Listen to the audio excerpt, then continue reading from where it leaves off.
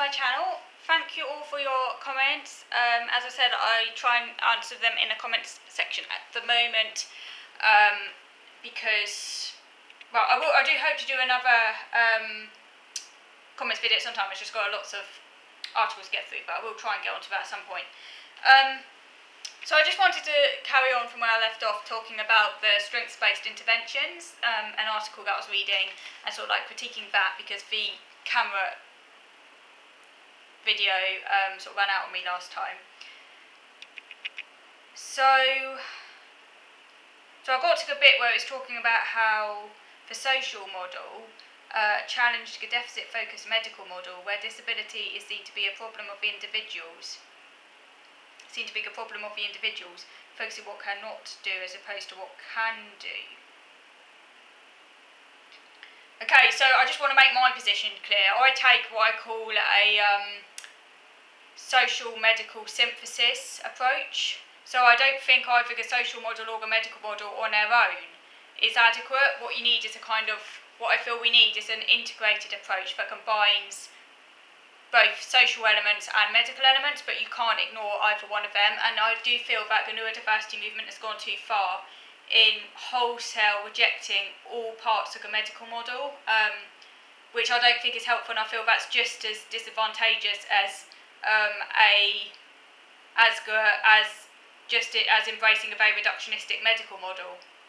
So I sort of think you need a kind of more balanced, integrated approach. And I feel that while, of course, it's not helpful just to focus on what someone can't do all the time, obviously, that will just reduce someone's self-esteem. Neither is it helpful to have this kind of what is known as toxic positivity, where you just 100% focus on the so-called positives, and that can do just as much harm as just focusing on the negatives. I might talk more about toxic positivity in some of my other videos because I think that's quite an interesting concept. So it looks here at poor employment outcomes, and it argues that they're due to not recognising multiple strengths of autistic people. I disagree. I think that's a bit reductionistic.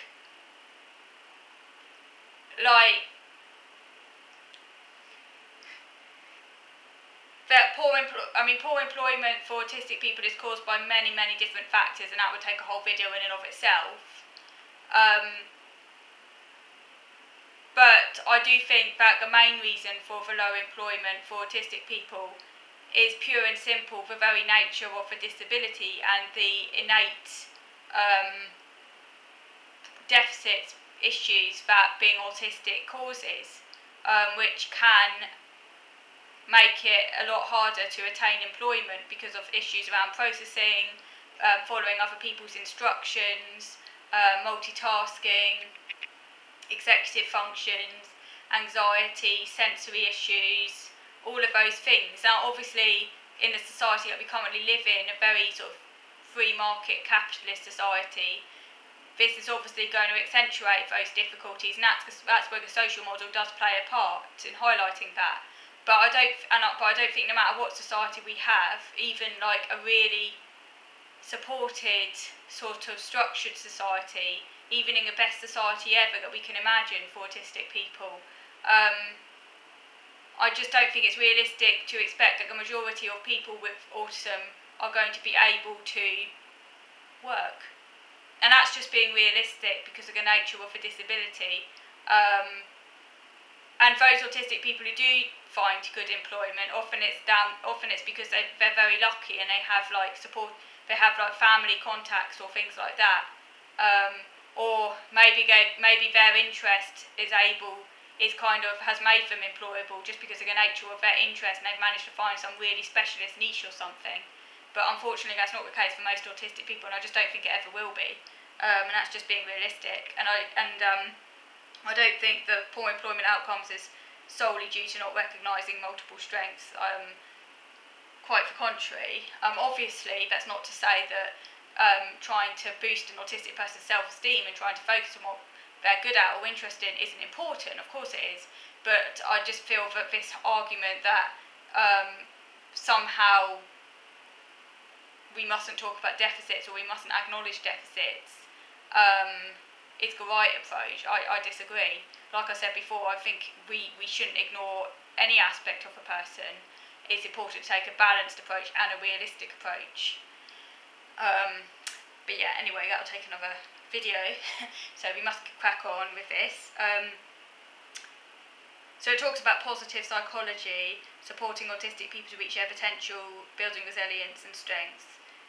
And there's nothing wrong with helping someone to build their resilience and strengths, that's great, but like I said, we need balance, and it becomes toxic when we 100% just focus on one area of a person and neglect the other area. And while it would be toxic just to focus on someone's deficits, it's equally toxic to ignore those deficits and just to focus on someone's strengths.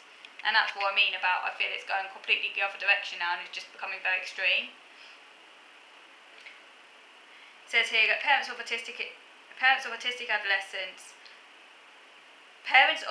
adolescents participating in strengths-based programs reported that their child's attendance positively impacted their perception of their autism, helping them to embrace autism as a strength rather than a deficit.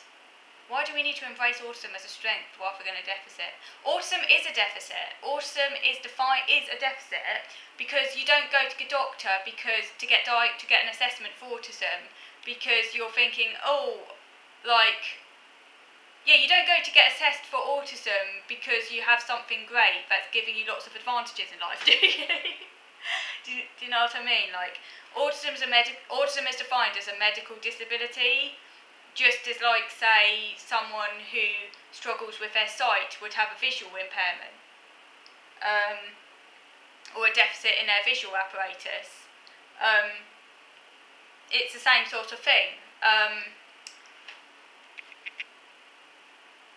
I think this whole idea about seeing autism as a strength is toxic positivity. It's good to kind of look at your strengths and to embrace your strengths, but to see your disability itself as a strength, I just think is deeply troubling. And I feel that this is helping to trivialise autism as a serious disability, and also it's not helping people understand how autistic people need support and stuff. Because after all, if autism is a strength, then why do you need support? So this is deeply troubling because this is helping to, in a way, this could actually support the government's agenda around cutting people's support. Because, it's a strength. Well, if it's a strength, then clearly you don't need any assistance, do you? You know? It's just very troubling. Autism to me is not a strength. Autism to me is everything that holds me back in life, but me as a person, Anna, the person, does have strengths, and I use those strengths to help me as far as I can to make the most of my life and to try and work around the difficulties that my neurological wiring, whatever, has given me. So the strengths I have are not because of the neurological stuff that's gone awry. The strengths I have are down to me, my personality. They'd exist irrespective, because they're me, my personality. And of course I wish I wasn't autistic, because autism holds me back in life. And if I wasn't autistic, I could use those same strengths, the exact same strengths, and I'd have a good job by now. I tell you, I definitely would have a good job. I'd have a good job, and I'd be able to do what I want. There were many things, many dreams I had, many ambitions I had that I can't actualise because of a combination of OCD and autism, and I'm never going to be employable. That's just reality. I've had to accept that and come to peace with it. I have made peace with it, because you have to, because otherwise you get depressed, right? You have to make peace with your demons, and you have to make peace with the things that are just never going to be attainable, because if you don't make peace with them, you will get depressed. So I've had to accept and make peace with the fact that I'm never going to work, and, just accept it, because that's just the way it is. I can't help that. But, if I could have changed things, to be born with a brain that wasn't handicapped, but with everything else being equal and with the same personality and the same interests and the same kind of intellect and whatever, I would have chosen that, because that would have been really helpful for me, because I would have had a good job by now. I tell you I would have done. Because, because I wouldn't have been held back by my problems. I would have been unfettered, as it were, you know what I mean? Anyway, I'm just saying that. Autism's not a strength. No, it's not a strength. That doesn't mean I think there's anything wrong with being autistic. There's nothing wrong with being autistic. There's nothing wrong with being disabled. And there will always be disabled people in society. And there's nothing wrong with that. And people need to be valued irrespective of whether they work or not. You know, everyone's valuable. Everyone has something, everyone's valuable. We shouldn't be, this whole capitalist idea that you're only valuable if you're like profitable or whatever is really harmful. We're all valuable. So there's nothing wrong with being disabled, and there's nothing wrong with being impaired, but that doesn't mean at the same time you could wish not to be impaired, if that makes sense. They don't cancel each other out. Do you know what I mean? Anyway. So it says here that in line with the neurodiversity paradigm that views autism as a neurological diversity rather than disorders, shifts in mindset benefit mental health and confidence, empowering autistic adolescents in achieving their future goals and planning for their career pathways. And again, I disagree with this. I think this is toxic positivity and it's unrealistic. It's not helpful because some autistic people, because of the nature of their disability and impairment, just will never be able to work. And in actual fact, I wish that when I was a teenager I had greater self-awareness and insight into my difficulties, because it would have helped me a lot. Because back when I was a teenager I was in denial about my difficulties and I didn't realise how impaired I was, and that wasn't actually helpful to me and my self-concept. All that did was set me on a path of failed expectations and putting loads of stress and effort into things that would never be possible for me. So in a way, I wish I'd never I went to university. I went to the university where I live. Obviously, because I can't manage halls, I stayed at home. It's like an extension of school. That was in a way a kind of delaying adulthood, actually. And I only got to the university because of all the work my parents did, essentially hot housing me over the years, teaching me how to write essays and everything. So I was like a really late developer. And but I got there in the end. But what I'm saying is that, and I did get a good degree. And it was kind of. It's kind of, but I sort of look at that now and I think, was it actually worth it? Like, would it actually have been better? Because that was a delaying tactic, because I was like, I was under this illusion that, I will cure myself somehow miraculously. After I finish university, I will be able to go out to work and all my problems will somehow just disappear, and I can maybe go and be a teacher or something. Maybe if I wasn't impaired, that's what I would actually do. But it just wasn't realistic. And actually really stressful, and it would have been better for me actually maybe not to have pursued that, but to actually have focused on my mental health and other things that were more realistic. So sometimes actually not being aware of your deficits and trying to can actually cause more harm than good, because it can set you on a path where you have these kind of high expectations and then you can't achieve those expectations and you just end up with loads of mental health problems and like lots of stress. So I actually 100% disagree with that, this whole idea. I feel that's what toxic positivity is. You can't ignore someone's deficits, just as it's not helpful to ignore someone's strengths. They work together, but pretending deficits don't exist and like treating autism's a great thing or whatever, I just feel it's toxic positivity and it's not helpful at all. I think that can have the opposite effect on someone's mental health actually, so I 100% disagree. I just don't think it's realistic. And unfortunately, the neurodiversity movement might have good intentions, but as they say, the road to hell is paved by good intentions. It's just not realistic. And let's face it, most autistic people won't be able to go on a career pathway. I'm just being frank here, I'm just being absolutely realistic. Like, the most able ones might, but like that's the thing. Like for lots of people, autism is actually a really serious disability, and unfortunately, the neurodiversity movement is basically silencing that and erasing people like that, which I feel is really harmful, particularly in the context of government cuts and things.